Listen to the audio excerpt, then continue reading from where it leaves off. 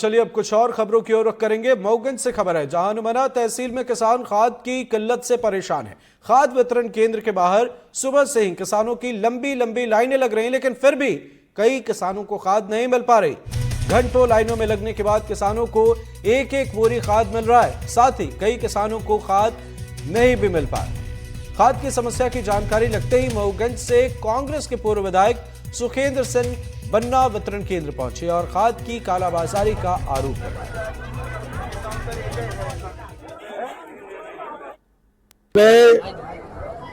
खाद नहीं मिल रही है और जो मिल रही है वो नकली मिल रही है, वो खेत में घुलती नहीं है।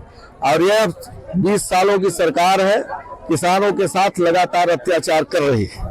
और कहीं लाडली लक्ष्मी के नाम से सरकार बनाना, कहीं वोट चोरी के नाम वोट चोरी करके सरकार बनाना, सरकार बना लेना है और इसके बाद किसानों के साथ, नौजवानों के साथ, सबके साथ अत्याचार करना।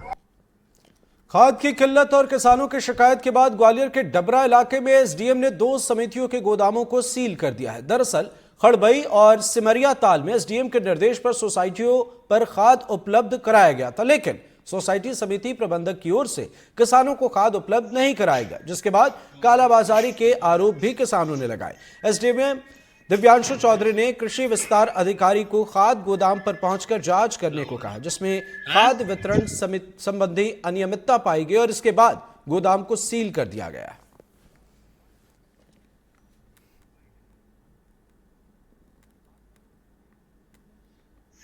नहीं दे तो का जबरी के निकल। अच्छा, देता नहीं है। क्या कहता है? है फिर जल्द अच्छा, खाद आया था दिया जाता है। रात रात में ले जाता हूँ, तो रात में न मिलो न मैं बताऊँ।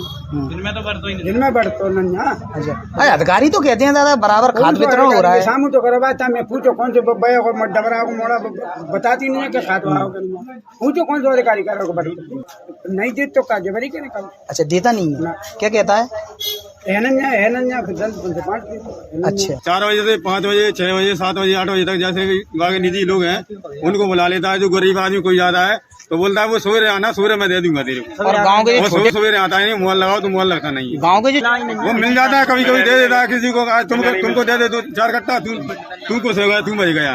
कल मैं गया तो मेरे को दे दिया 4 कट्टा, तो मैं खुश हो गया, इसलिए छोटे किसान खुश है। मिली थी एसडीओ साहब के माध्यम से ही कि यूरिया, डीएपी और एनपीके तीनों में ही जो मशीन में डेटा आ रहा था और जितने फिजिकली बैग्स पाए गए वहां पर, उसमें डिफरेंस था।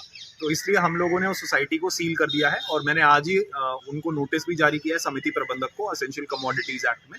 तो अब उनका जवाब हमें मंडे को एक्सपेक्टेड है और अकॉर्डिंगली मेरिट के बेसिस पे जो भी होगा फिर उस पर कार्रवाई। सर, अभी तक जांच में कितने बैग पाए गए? अभी तक जो हमें प्रारंभिक जांच मिली है उसके हिसाब से हर खाद के अप्रोक्सीमेटली 500 to 600 बैग्स मिसिंग है। और हमारे साथ इस खबर पर 2 सहयोगी हमारे साथ जुड़ गए। देव शिमाली ग्वालियर से और विमलेश द्विवेदी मऊगंज से हमारे साथ जुड़ गए हैं। देव जी, सबसे पहले आपसे ग्वालियर का हाल समझना चाहेंगे, जहां डबरा इलाके में 2 जो समितियां हैं उन्हें सील किया गया है, तो यहां क्या खबर है, क्या वजह है, क्या शिकायत है और कैसे स्थिति है? देखिए, ये खाद जो है ना सोसाइटियों के माध्यम से बांटा जाता है। जो सहकारी सोसाइटियां होती हैं गांव-गांव में होती हैं और इनको खाद उपलब्ध कराया गया था, लेकिन किसानों का कहना यही था कि खाद वहां उनको नहीं मिल रहा है और रात में खाद आता है और रात में ही ये लोग ब्लैक में बेच देते हैं या फिर बाहर ही उतार देते हैं और किसानों से कहा जाता है अभी है नहीं, खाद है नहीं। इसकी शिकायत वहां के जो एसडीएम है डबरा के दिव्यांशु चौधरी को की गई थी और उन्होंने बिल्कुल शिकायत मिलते ही गुपचुप तरीके से तत्काल जो कृषि विकास अधिकारी हैं उनको जांच करने के लिए भेजा। तो वहां गड़बड़ी पाई गई तो उन्होंने वैसे ही दोनों जो सोसाइटी हैं उनके गोदाम को सील कर दिया है। जैसा कि अभी एसडीएम खुद भी बोल रहे थे कि अभी तक की जो जांच में पता लगा है उसमें 500-700 बोरी के आसपास मिसिंग आ रही है, यानी स्टॉक में और वितरण के बीच का जो अंतर है वो 500-700 बोरी का है, यानी इतनी कालाबाजारी तो हो ही चुकी है। और ये 2 सोसाइटियों का मामला है। अगर ये पूरी सोसाइटियों का किया जाएगा तो ये हजारों नहीं बल्कि लाखों बोरियों का मामला निकलेगा। एक तरफ बोनी का सीजन चल रहा है, किसान परेशान है, उनको मिल नहीं पा रहा डीएपी, और दूसरी तरफ जो बांटने वाली सोसाइटी है वो ब्लैक में बेच के जो है अपना पेट भर रही है, अपना जेब भर रही है।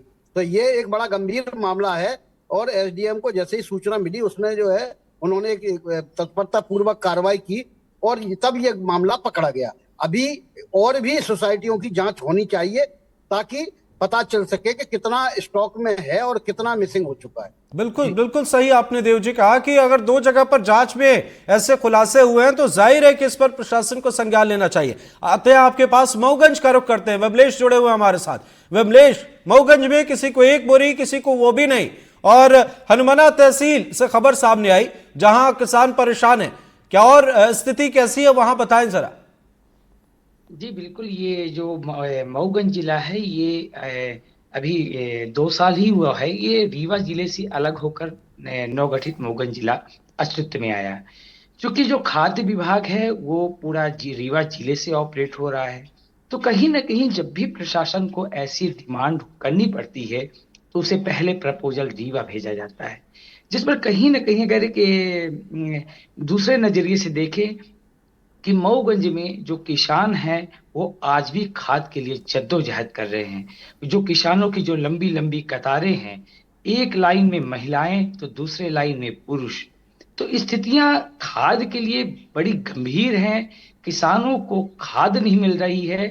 अभी हालांकि जो मऊगंज के विधायक थे प्रदीप पटेल, उन्होंने उनके प्रयास से 2 ट्रक मऊगंज और 1 ट्रक हनुमाना में लाया तो गया, लेकिन जितनी खाद आ रही है वो भी किसानों के लिए अनुकूल नहीं है।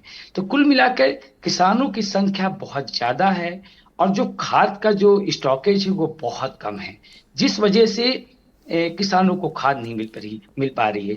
दूसरा सबसे बड़ा इसमें इशू ये है कि चूंकि किसानों का भी ये आरोप है कि ठीक है, मानते हैं कि खाद नहीं आ रही, खाद आएगी तब मिलेगी, लेकिन वो जो व्यापारी हैं उन व्यापारियों को खाद कहां से मिल रही है जो 600 से बिल्कुल। और इस खबर में भी हमने देखा कि एसडीएम साहब कहते हैं उसके बाद कृषि विस्तार अधिकारी पहुंचते हैं, तो कई सवाल है, इस मामले पर संज्ञान लेने की जरूरत है। बहुत बहुत शुक्रिया विमलेश आपका इन तमाम अपडेट्स के लिए, और देव जी आपका भी बहुत बहुत शुक्रिया। आप नजर बनाए रखिए, आगे भी आपसे अपडेट लेंगे। बहुत बहुत शुक्रिया। और